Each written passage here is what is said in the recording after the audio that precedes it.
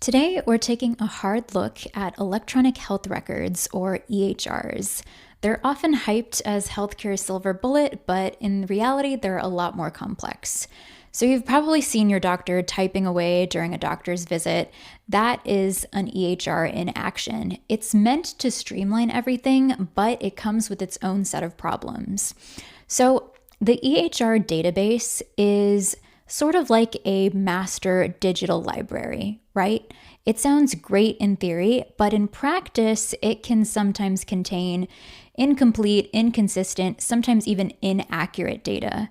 Let's talk about physician biases. This doesn't just mean personal prejudices, there are also things that are baked into the system.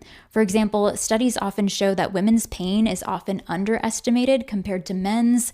Research has repeatedly demonstrated that Black patients are systematically undertreated for pain compared to white patients, and some doctors still hold false beliefs about racial differences in pain sensitivity.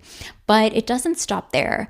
Obesity bias is also pervasive, and a lot of physicians automatically attribute a wide range of health conditions to a patient's weight, overlooking other potential causes, and this can lead to missed or delayed diagnoses for conditions that are not even related to weight.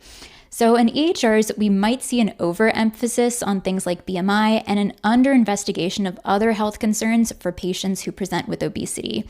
So all of these biases, gender, racial, weight-based, they significantly impact the data that gets recorded in an EHR. So when we analyze these data, we're not just seeing health differences, we're seeing the impact of systemic biases. So this also leads to underrepresentation. Certain groups could be largely absent from our data, such as rural communities who have less access to healthcare. Their issues might not be properly reported, and so then we end up with a skewed picture that mostly represents urban populations. Another problem is distorted associations. So we might see patterns that aren't really there. For example, an EHR system could show a strong link between certain medications and improved heart health, but what if that medication is expensive and only prescribed to patients with good insurance, who tend to have better health outcomes anyway because of their higher socioeconomic status? The EHR doesn't capture these factors.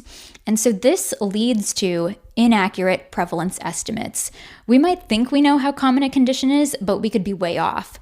Take something like depression. If older adults are less likely to seek out mental health care because of the stigma, EHRs could underestimate depression rates in this age group, assuming that it doesn't exist in older populations, and this leads to inadequate resources and support in that population.